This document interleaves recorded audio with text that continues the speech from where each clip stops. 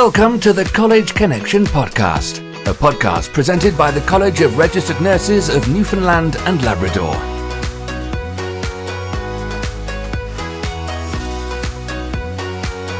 This is the College Connection podcast. Welcome to the College Connection podcast.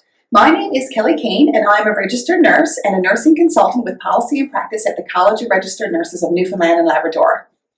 Hi, I'm Michelle Carpenter. I'm a registered nurse and the other nursing consultant for policy and practice here at the college. Today's episode is social media, what registered nurses need to know. And we are pleased to welcome Brenda Carroll, the Director of Professional Conduct Review, to our episode. Hi Brenda, how are you doing today? I'm great, thanks. Thanks for having me. Good, we're so happy that you're here. Absolutely. Brenda, we know that everyone has a smartphone and social media is now a part of everyday life. We expect that most nurses are using social media, but what are some considerations that RNs should think about when doing so? Yeah, it's a very topical question because we do see a lot of complaints coming in related to social media use. And I think like anything, there's conduct on social media that's perfectly appropriate. There's conduct on social media that I think we all would agree is very inappropriate. And there's a minefield to navigate in the middle. And it's not easy because I think part of what makes it tricky too is sometimes those social goalposts are also moving, sort of, how we judge things. I mean, we've seen examples of looking back at conduct that happened 20, 30 years ago and all of a sudden we're appalled by it. But, but in the moment, nobody raised an eyebrow. Mm-hmm. So I think it's very tricky from that regard. And I think it really is important that nurses are aware of what's appropriate. So you want to put a picture of your kid with a soccer medal on and you happen to be, standing in your hoodie from work that says you're an RN, you know what? Fair enough. That's probably harmless. And there's some things that are obviously inappropriate, which we probably don't need to give examples of, but things like putting pictures of patients, right? Mm-hmm. I mean, clearly inappropriate. Mm-hmm. Giving advice, really not appropriate. And the Supreme Court has ruled on some of these things. So I think in navigating it for registered nurses, you need to know what's okay, what's clearly not, and you need to have a way to navigate the middle. Mm-hmm. And I think I love the college mantra, pause before you post. Mm-hmm. Stop for a minute. Really look at that picture. Know what's in that picture. Because sometimes it's not what you thought. Like there's something in the background that is the thing that's going to get you in trouble. So don't just throw it up there. Don't just retweet or reshare things without thinking about them. So you know what your content is. Know your audience. Right? And be mindful that your audience may have a different perception of what you post than the way you meant it. Mm-hmm. It could be the difference of a comma. It could be, an inside joke between friends versus something that, other people may have a completely different interpretation of. So I think you need to be mindful of your own content and you need to be mindful of who's seeing it and how other people might interpret it. Absolutely. And you just made me think there too, because registered nurses and nurse practitioners, they have that influence. So while they may not have any intent of being giving health advice or but they may be doing just that because people who are seeing their post, oh my goodness, they're a registered nurse. They're a registered nurse. They know what to do. I'm going to listen to this.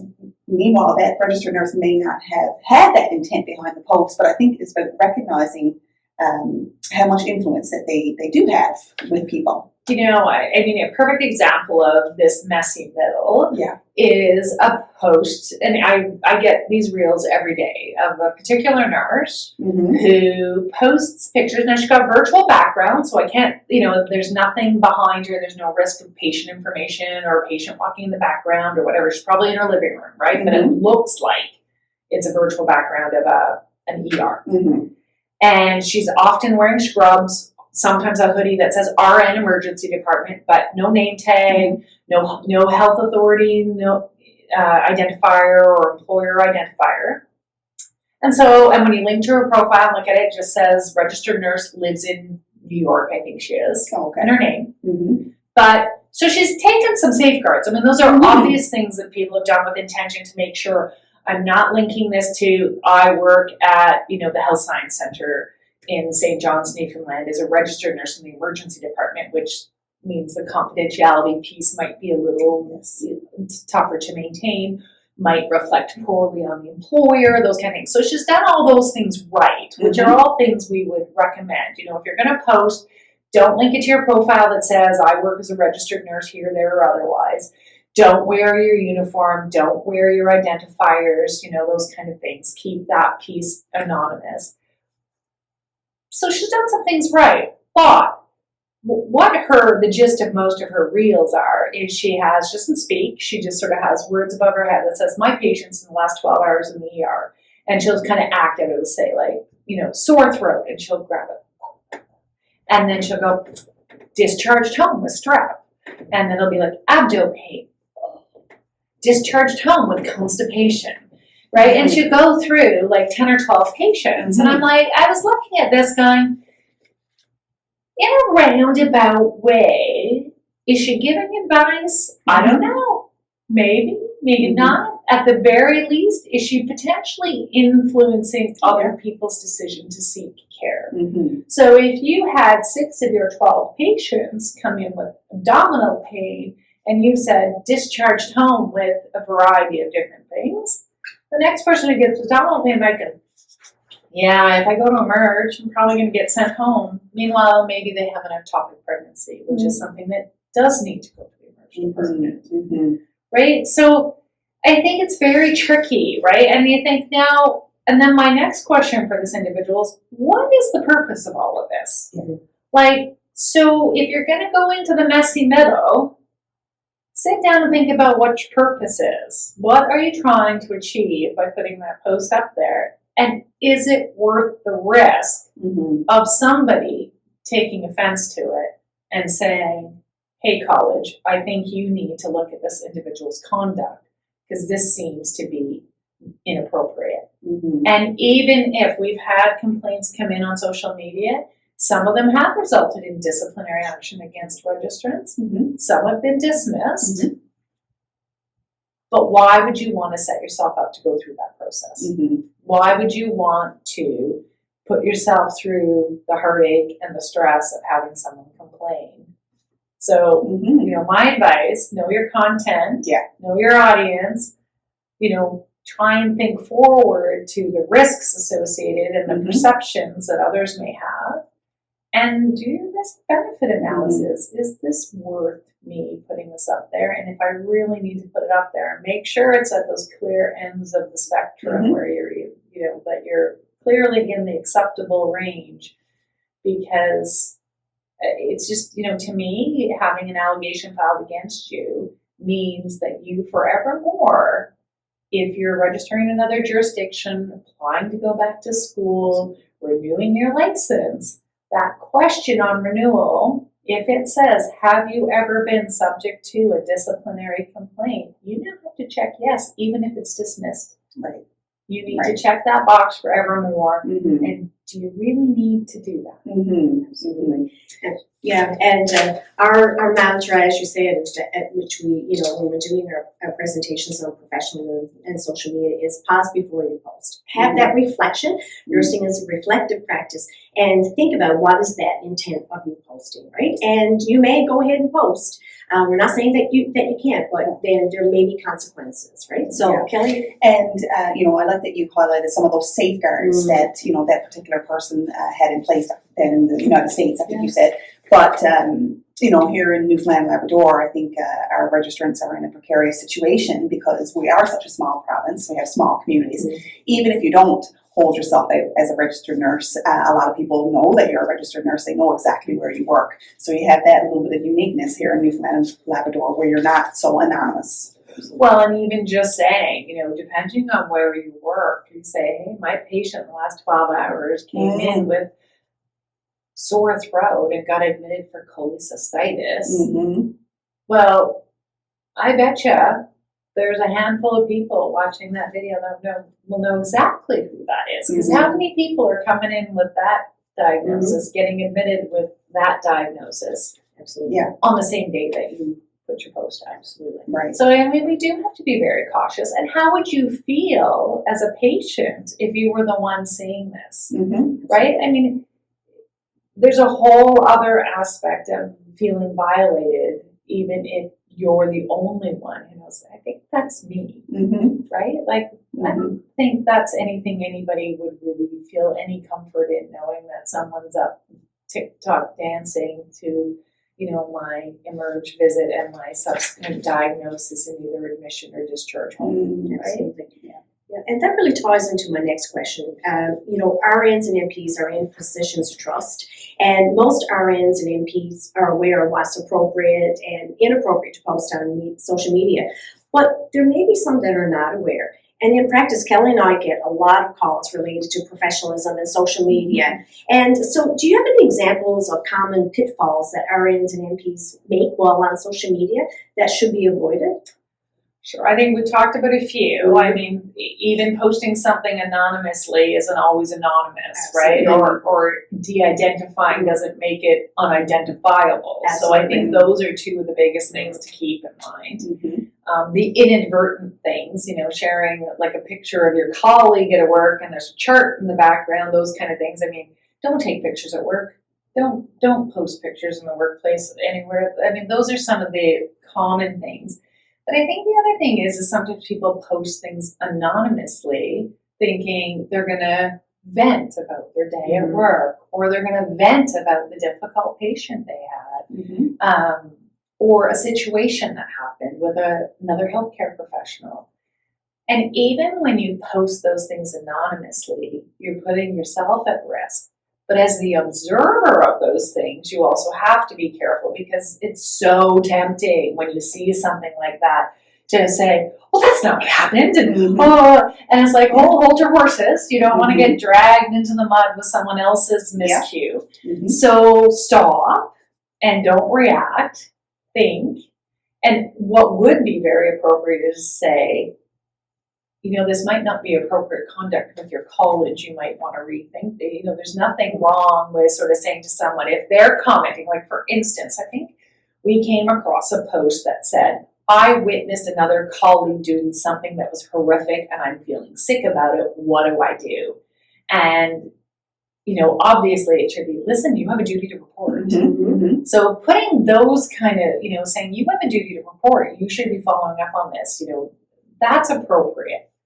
Getting into the fray of, well, I can't believe this person did that, or you should see what happens in my place of work. Oh, I've seen that 1,000 times. What else is new in healthcare these days? Would steer clear a million yards of that kind of commentary, but pointing people in the direction of, hey, you know what, you have an obligation, you have resources, reach out to your college, reach out to your professional practice departments, reach out to your managers, reach out to your risk managers. Those are appropriate things to post. So I think being really careful, and like I say, don't just repost and retweet things. It's so easy for people to, or even sometimes liking something, right? Like, you have to be, it's so, sometimes people, they just see a picture and they're like, oh, I know that person, I'm just going to like that because, you know, they're going to feel good. And then you don't even realize what you're putting your stamp on. Mm-hmm. And that's your professional reputation. That's going with that thumbs up or the heart or whatever platform you're on. So be really careful, because you're putting your reputation at risk. And if you're supporting something that's inappropriate, that's almost like putting it up there yourself. Right? Yeah, absolutely. Mm-hmm. So I think those are really critical things to think about, right? What do you do? How do you manage your own social media posts and being mindful and thoughtful before you put things up there? Mm-hmm. And what do you do when you see inappropriate things being posted? Yeah. Right? And Brenda, just a two-part question. One is, we're hearing more and more of, registered nurses, getting involved in group chats and making comments. And then I'll go back to the, when there's a negative comment posted about your care on social media. Like, what's your advice on those two aspects because, and the potential for breaching privacy and confidentiality. So just some thoughts on that. Right. So you mean if I was a floor nurse and someone else posted something about me that put my professionalism and the care I provided into question? Yeah, again, the temptation to defend yourself is got to be paramount in that situation, but I would say don't do it. I would say if it's a patient that's posted something about you and the care you provided, I would capture that information and then I would go and speak to your risk manager, your patient advocate, your manager, and get some advice and direction within your organization of how do I address this. It's tempting to say, take that down, it's not true. I think you just really need to be quiet on the public front and capture the screenshot so that you can go and show someone and get some advice and direction on how to manage that. If it's colleagues that are posting inappropriate things, again, very tempting to get into the fray and say, well, you should talk, know how many bed errors you've had this year. Don't go there.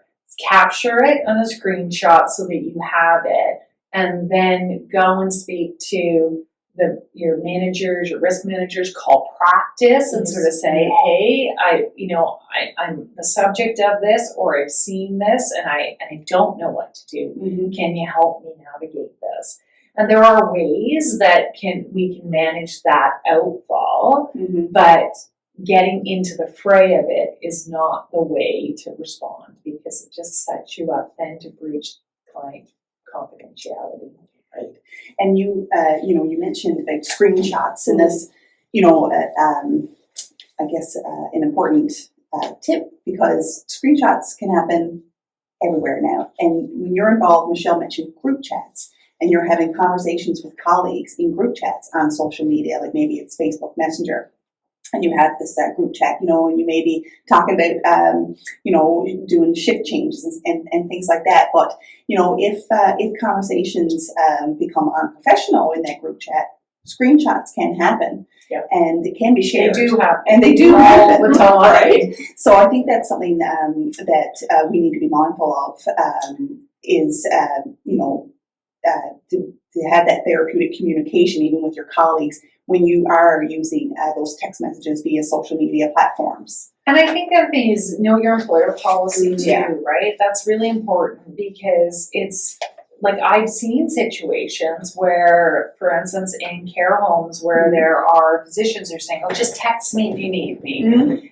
But the employer policy is no texting, right? So if you're being put in a position that contravenes your policy, you need to speak up to make that, to ensure either the physician changes their way or the policy changes or there's a mechanism that resolves the dilemma. I mean, the other piece is yes, oftentimes we'll see staff group chats, right? Where it's like, hey, we have the staff group chat, like, hey, I need Thursday off. Does anybody else want to pick it up? Can I trade shifts?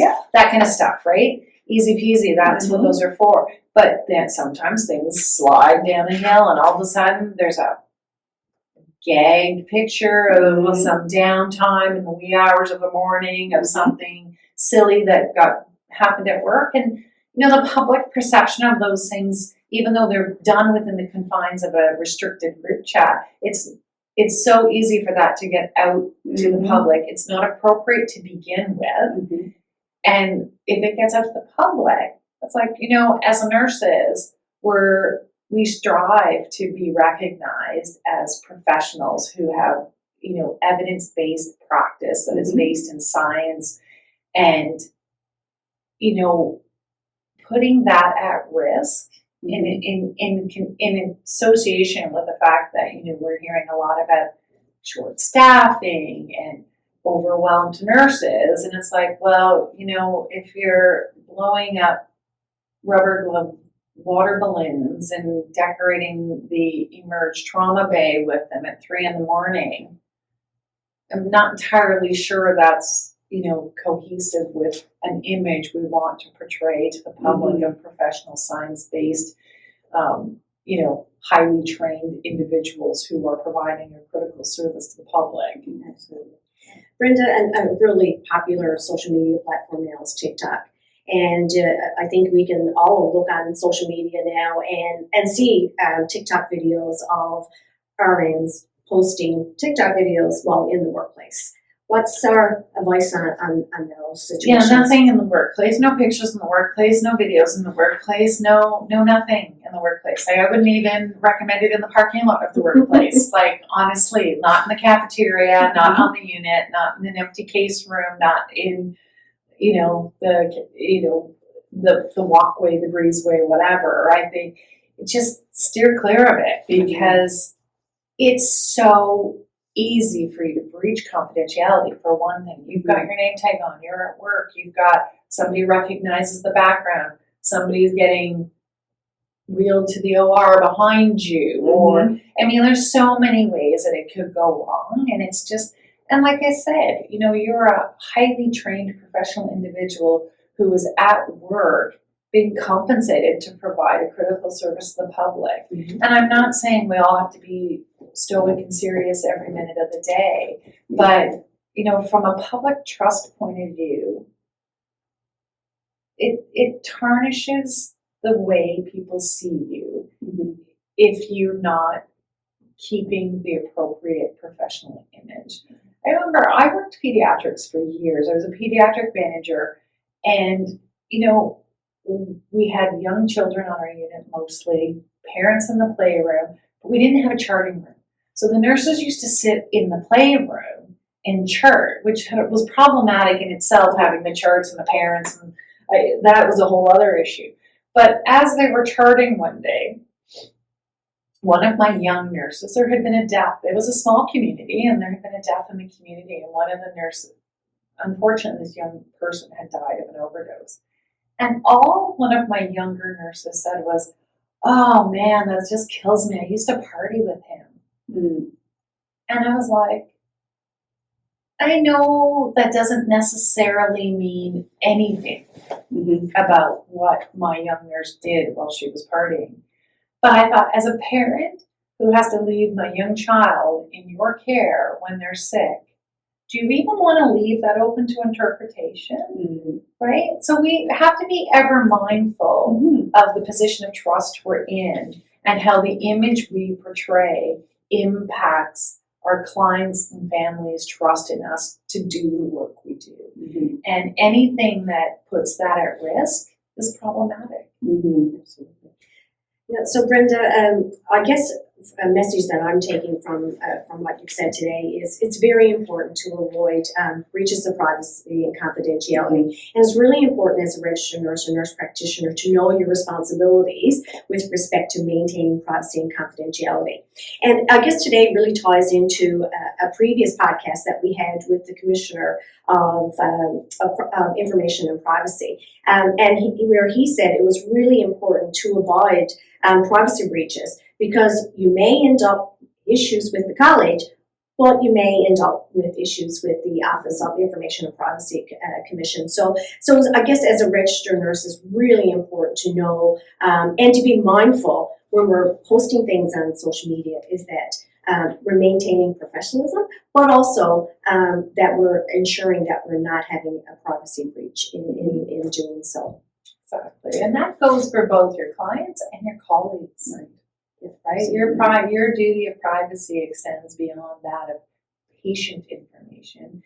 I mean, we did have a situation where, not in this jurisdiction, but a manager was privy to business information that they received as part of their role as a manager, and they shared that information outside of the group that was known to have that information. And there was a complaint filed so it's not just patient information, right? It's information about your colleagues. It's information about the people you work with. It's business information that you become privy to in your role.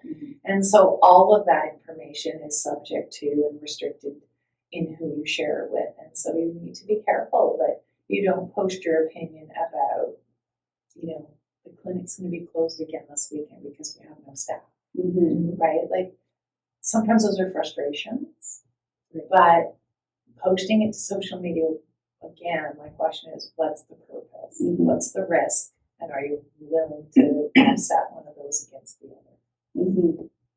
Yeah, so a key takeaway, I guess, of this episode, I mean, the college's stance is certainly not for registrants to not be partaking in social media. It's the pause before you post, look at your intent, and just be mindful of your social media presence and what you're liking, what you're sharing, what you're posting.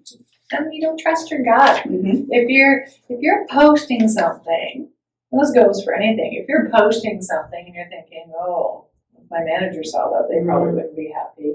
Well, don't post it. That's, there's some pretty obvious, you got to trust those senses, right? Like if everything you posted was sort of splashed on a billboard in the middle of downtown, would you feel comfortable with that? Right. Absolutely.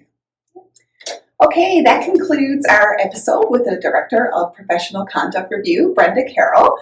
Thank you, Brenda, so much for joining us today. And thank you to our audience for tuning in into today's episode, Social Media, What Registered Nurses Need to Know. Thanks, Brenda. We're really pleased to have you with us. Oh, thanks for having me. It's my pleasure. This has been a presentation of the College of Registered Nurses of Newfoundland and Labrador.